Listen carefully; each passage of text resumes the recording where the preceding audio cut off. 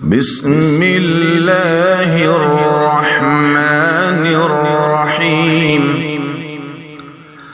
وقرآنا فرقناه لتقرأه على الناس على مكث ونزلناه تنزيلا. السلام علیکم ورحمۃ اللہ. بسم اللہ الرحمن الرحیم.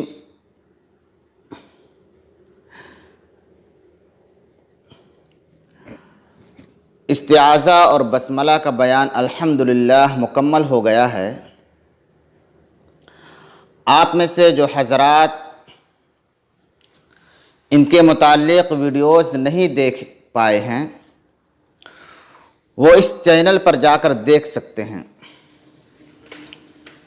بہت ہی مختصر طور پر بحث کی گئی ہے استعاذہ اور بسملہ کے متعلق.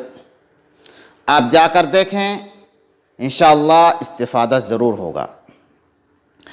آج سے وہ موضوع یا وہ بحث، وہ بیان یا وہ سبق شروع ہونے والا ہے جو ہمارے لیے بہت ہی ضروری ہے. اس لیے آپ سے مؤدبانہ گزارش ہے کہ اس چینل کو پیار دیں اور ہمارا ساتھ دیں تاکہ زیادہ سے زیادہ لوگ اس سے استفادہ کر سکیں. دوستو، بات شروع کرتے ہیں مخرج کی تعریف سے. مخرج کیا ہے؟ بیان کرتے ہیں مخارج مخرج کی جمع ہے. اس کے لغوی معنی نکلنے کی جگہ اور اصطلاح میں الحیز المولد للحرف،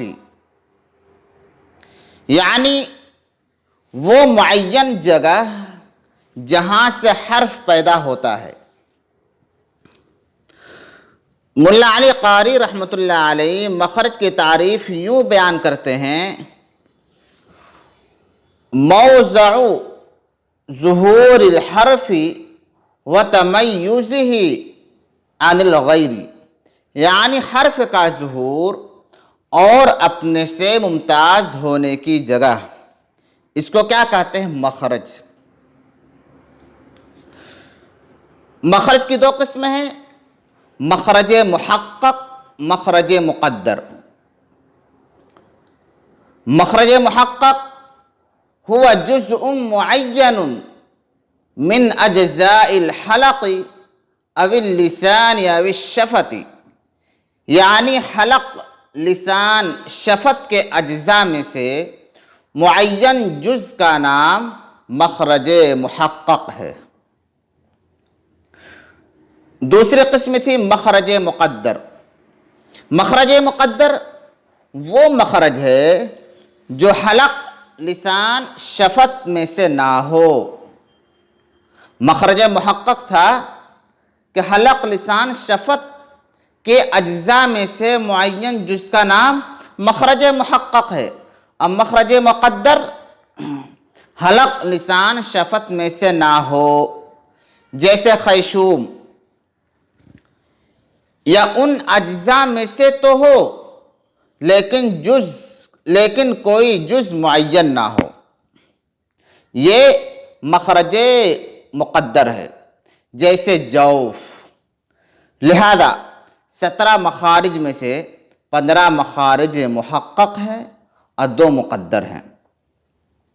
حرف کی تعریف: حرف کے لغوی معنی طرف کے ہے اور اصطلاح میں ہوا صوت یعتمد علی مقطع محقق او مقدر، یعنی وہ آواز جو مخرج محقق یا مقدر پر ٹھہرے.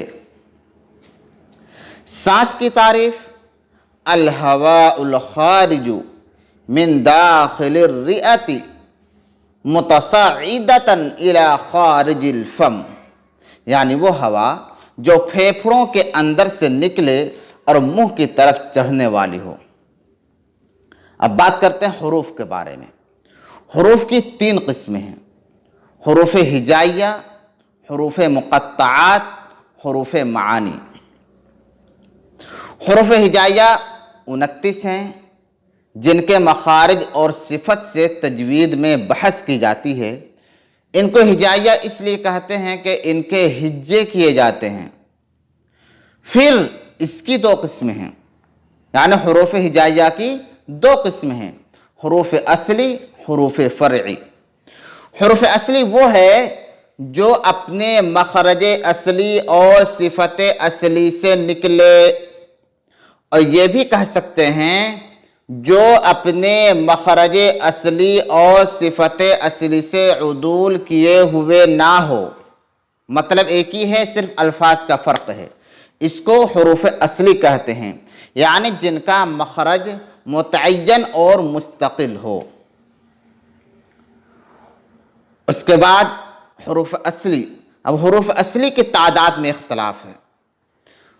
اختلاف کیا ہے کہ بصریین اور جمہور علماء تجوید کے نزدیک حروف اصلی کی تعداد 29 ہیں۔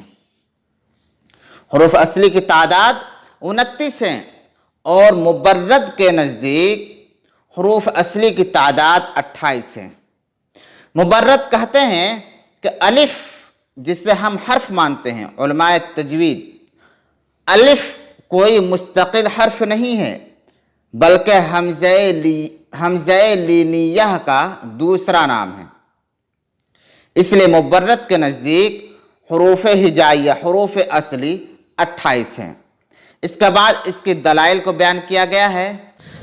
اگلی ویڈیو میں اس کے دلائل پر گفتگو ہوگی انشاءاللہ۔ السلام علیکم ورحمۃ اللہ۔